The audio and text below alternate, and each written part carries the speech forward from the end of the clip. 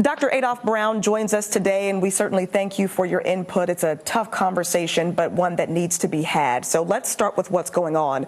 A Virginia Beach mother took her teenage children to yesterday's parade in Kansas City. Of course, we know that ended in a deadly mass shooting. So let's talk about this situation. It's something that could traumatize an adult, let alone kids and teens. So how can we prepare to talk to our children about these situations and how it could possibly impact them as well? How can we get ahead of that? Well, one of the things is to be able to recognize the impact that it can have on our children.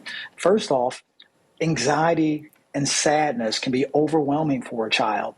That the apprehension and the hypervigilance is also another thing where children and adults alike go places and don't feel safe. So it's really important to watch behaviors, to observe those behaviors, and know when to get a professional. However, one of the things that we can also do as parents and guardians is to have open lines of communication with our children. Talk to them about what they feel and what they see. We can limit the exposure to these types of events. And I know that's tough, particularly if you're actively engaged or at a setting.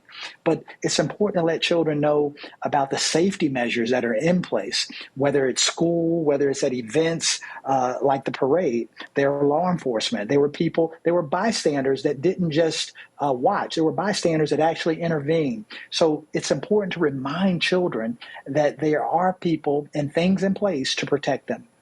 You know, so much of what you mentioned is imperative to kind of make the point that this is happening for people that were there when the actual incident took place and how it could impact them. But there were so many of us who watched this whole thing unfold on a TV screen. Can you talk about how it could impact those people as well, kind of trickle down and affect us, and how it could affect us differently from those that were there? Definitely. The term that we use in mental health is post-traumatic stress disorder. And what that basically means is that based on an experience or exposure of a traumatic event, and I also have to say, whether in person or through the media, both have significant impact. People have responses to that, like nightmares, not being able to sleep, like irritability, like inability to focus and lack of concentration. All of these things are as a result of being involved in an incident very similar to what happened at the parade. I think that's the big thing here is that children, it internalizes in them that the world is dangerous and they're not safe when you can go to regular, ordinary places and your life can be in danger. So how do we as adults talk to our children to explain to them, yes, there are dangers in the world, but you're still safe, and here's how you can protect yourself? Definitely. Make sure that our children are reminded of the things that are put in place. Again, my heart goes out to everyone that was at that parade, and particularly everyone that was traumatically affected. It could have been worse had law enforcement not been on the scene. So there are things in place for these types of things. In schools, there are protocols. Remind the children that they are safe as can be, but also equip them and empower them to know what to do in a situation like that. It was obvious that everyone ran. It was obvious some people fell to the ground. I know that schools have protocols in place that are actually practiced on a regular basis. So just remind children that, yes, the world may appear to be dangerous.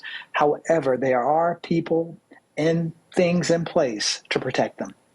You know, these situations are scary for everyone, but we know that children and teens, their minds are still developing. And so they're trying to process all of this, and they're going through this development in their minds anyway. So talk to parents at this point and help them to kind of give the children some grace, maybe some compassion in understanding that your child is going to process this differently than you're going to process it because their mind is still developing. Definitely. Parents should definitely look at this as an opportunity to provide grace for the children.